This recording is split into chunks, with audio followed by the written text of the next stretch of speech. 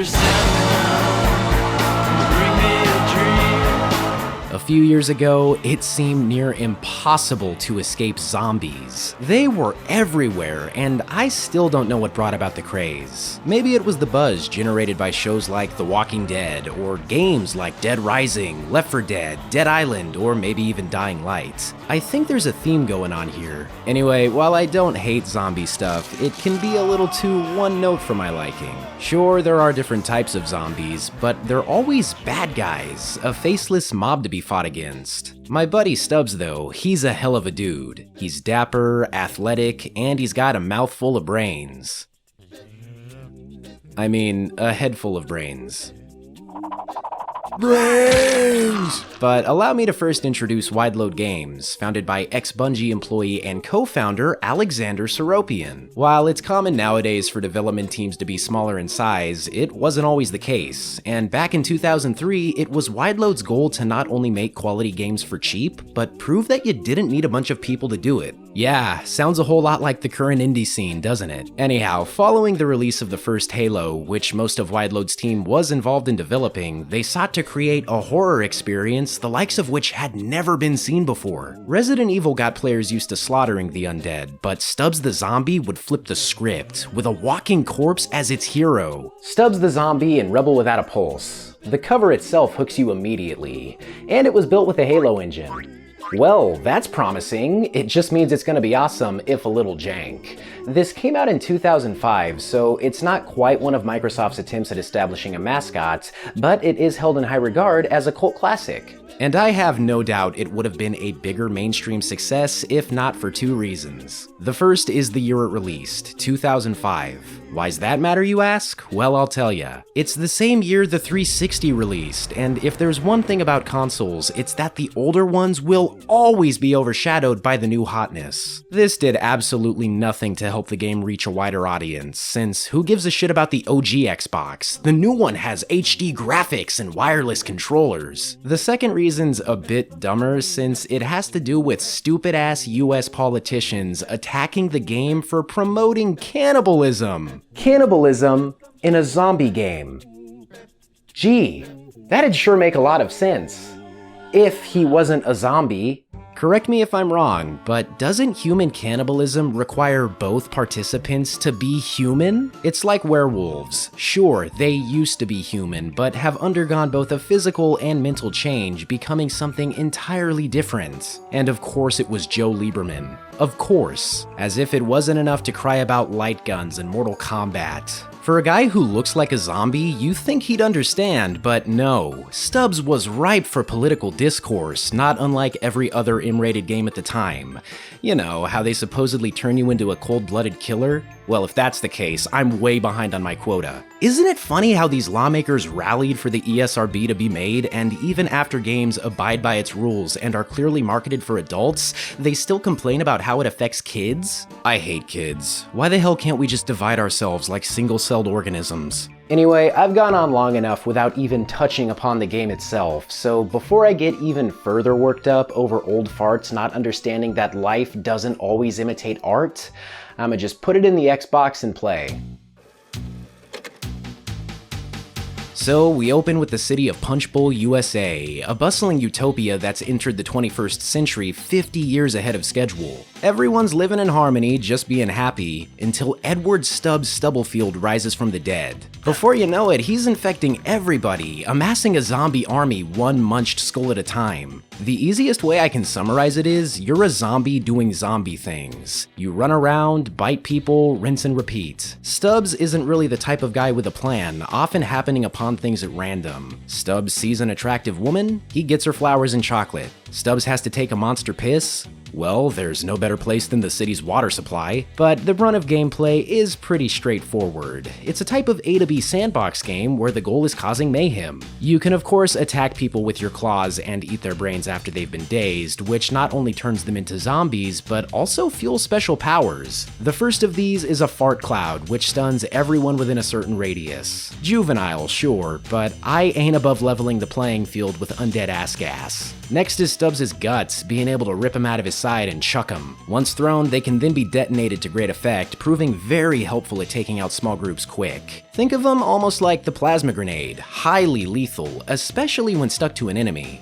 Then you've got the hand. Yeah, like in Medieval 2, how you can use the Dan hand to solve puzzles? Well, here you can climb walls, travel through vents, and possess enemies, being able to use their guns and stuff. I find it comes in most handy when you're in a pinch. I'm talking moments where you've no other powers or zombie underlings to fall back on. Just hunker down, tear off your arm, and take those bastards by surprise with unexpected friendly fire. But be sure you've chosen a good hiding spot, because Stubbs is entirely defenseless during these moments, and since the denizens of Punch Bowl aren't too happy about his presence, they're quick to choose violence over anything else. Last, and definitely not least, is using your head. And I don't mean being strategic, though that's definitely a big part of the game, but actually being able to bullet into crowds of people and then exploding. It's very much the same as the guts, only I'm pretty sure it travels a lot faster with a much bigger boom. How anyone thinks they could take this guy is beyond me. He's a walking Swiss Army knife with each body part more lethal than the last. And I love how the people jump when they see him. It's like, holy shit, a zombie!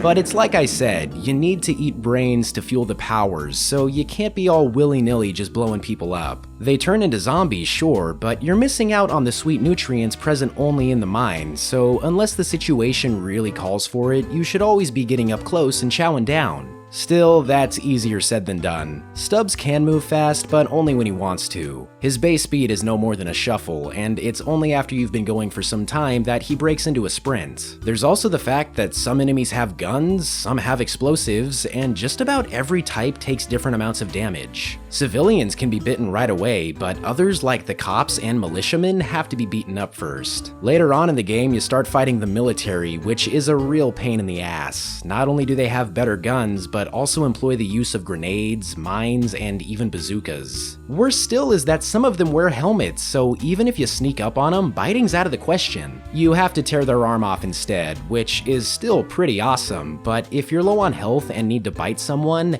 it's about the closest thing to blue balls you can experience. And let's talk about how the health works, because it might surprise you to learn that this game employs a regeneration system like Halo 2. Man, there sure are a lot of similarities between Stubbs and Master Chief. They're both tall and green, only one's wearing power armor and the other's wearing a business suit. You can get a bit of it back by eating brains, but for the most part, you're at the mercy of having to wait for it to replenish, and depending on how much you've lost, it can take quite a while. You can also drive a few different vehicles, and before you panic, don't worry, they're actually pretty cool. The first one is called the Sodomobile, a sort of anti-gravity farming tool that launches explosive mulch. Think of it almost like a Wraith. It's the same overall idea with a floating tank-like thing that shoots stuff at an arc. After that is the Tractor and Army Jeep, with both functioning pretty much the same, only the former has the added effect of impaling people with spikes. Then there's the big boy, the tank. I'd compare it to the Scorpion, but honestly, there's no comparison.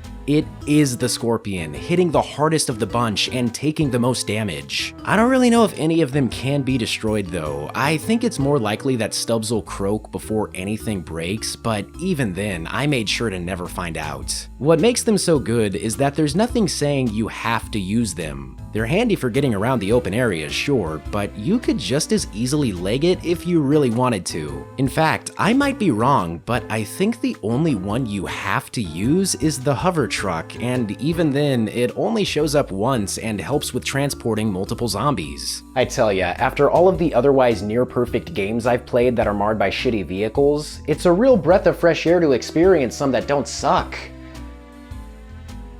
It's just incredible that breath of fresh air came from the mouth of a zombie. That isn't to say this game is near perfect though. Most people complain about it being too short, which it definitely is, but the main problem I've found is that you can't see shit. The footage may not look it, but some of the levels are way too dark, and combined with the grindhouse filter, it's near impossible to make out what's going on. Now, in any other game, this wouldn't be too much of an issue, especially if you're able to adjust the brightness levels, but Stubbs the Zombie allows for no such thing. That means you're stuck with what the game has to offer, and while it's by no means unplayable, it really makes you wish you could just go into the options and change a few things. You can of course adjust the TV itself, but the point is, that should be something done in the game first and foremost, especially when the game in question released on a console like the Xbox. My other gripes lay with the overall jank. You can call the horde to your position, but it isn't something that can be done with ease. You have to stop, look at the zombies, and wait for the prompt to appear. Then and only then can you whistle, and 9 times out of 10, they've already begun making their way towards you. Then there's technical stuff that bothers me, like why the hell is it so hard to hear what anyone is saying? The audio is all over the place in this game, and without the option of subtitles or even being able to change the different volume levels, it's easy to get lost in what's going on. I see a lot of people talk about how there's no flow to it, how one moment Stubbs is at this place and the next he's somewhere else, and I think that's because so many of the details get lost in translation. Only it isn't a different language being spoken. The player is simply deaf with no hearing aids. I guess it makes you appreciate the visual gags more, like this poster in the jail that says choking. Don't do it. And what's this? 50 bitch? What it lacks in overall polish, it makes up for in spades with humor, whether it's how the puny humans cry out when their skulls are being noshed on, or just the absurdity of everything. Bosses are built up to be these huge threats, but are taken care of with dance-offs set to 1950s classics, or happenstance like this idiot Nazi scientist blowing himself up. It isn't the type of game to take itself seriously, and I think it's better because of that, especially when you remember that it's a reverse horror game that puts you in the shoes of the monster. And if all that isn't enough, you can even double the fun with a buddy, as it also allows for split-screen co-op. The manual says that player 2 controls Grubbs, a fellow traveling salesman who, through a series of unfortunate coincidences, ended up in the same unmarked grave as Stubbs with a similar suit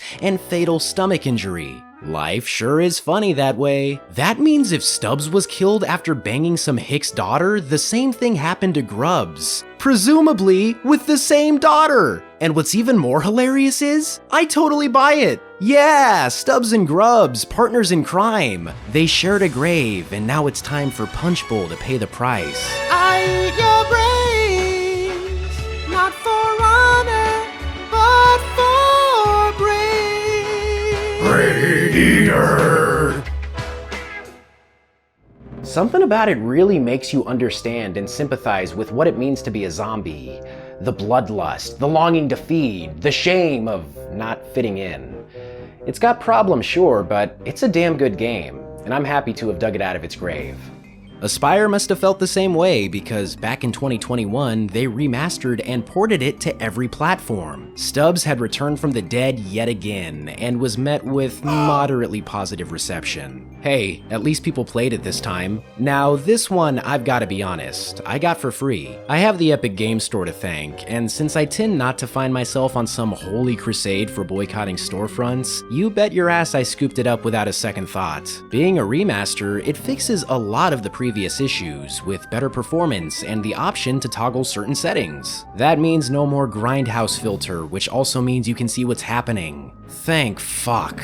But then there are some things I just don't understand, like why doesn't the UI scale properly? If you play with subtitles, they get cut off along with the power-up icons. This I was able to fix by running windowed and forcing full screen, but again, it has no reason to be that complicated. I shouldn't have to use the PC equivalent of duct tape just to make it display correctly, especially since this is a modern remaster. Even more surprising is the quality of life fixes. It really is a 2 steps forward, 1 step back sort of deal. You're able to both shamble and run at will depending on how hard you press the left stick, and along with that, you can also call your zombies without having to wait for the prompt to show up. Once I'd gotten things rolling, I was having a really good time.